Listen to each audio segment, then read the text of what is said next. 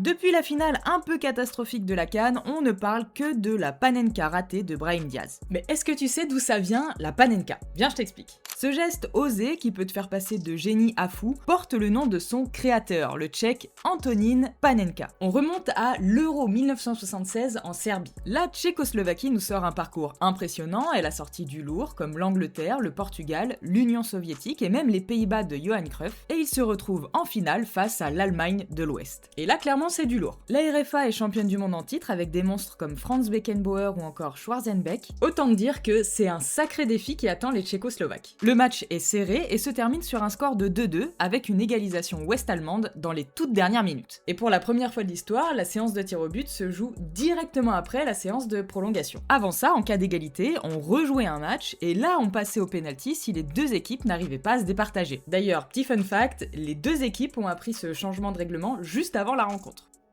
Bref, place au penalty. Tout le monde marque, jusqu'à l'échec d'Uli Hoeneß, le 4e tireur allemand, qui envoie le ballon bien au-dessus. Donc il reste un tir pour la victoire pour les Tchécoslovaques, et c'est Antonín Panenka qui s'y colle. Et vraiment, personne s'attend à ce qui va suivre. Panenka se prépare tranquillement, il prend son élan et frappe, mais au lieu d'une frappe puissante, il tente une petite balle piquée en plein axe. Le gardien Sepp Maier plonge sur le côté, le ballon lui rentre doucement, et la Tchécoslovaquie est championne d'Europe pour la première fois de son histoire. Et c'est ce geste totalement fou à l'époque qui va marquer les esprits. Plus tard, Antonín Panenka expliquera son choix. Il aurait accompli ce geste suite à des paris avec son pote gardien, et le gain, une bière et une tablette de chocolat. Ouais, vraiment. Mais il obtiendra bien plus puisque ce tir finira par porter son nom et marquera l'histoire du football. Et depuis, beaucoup de joueurs l'ont tenté. Zidane en finale de Coupe du Monde, Messi, Thierry Henry, Zlatan. Et quand ça passe, c'est magnifique, t'es un génie. Mais quand ça rate, voilà quoi.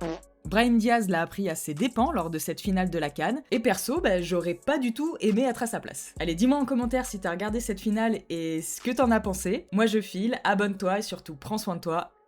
Bise.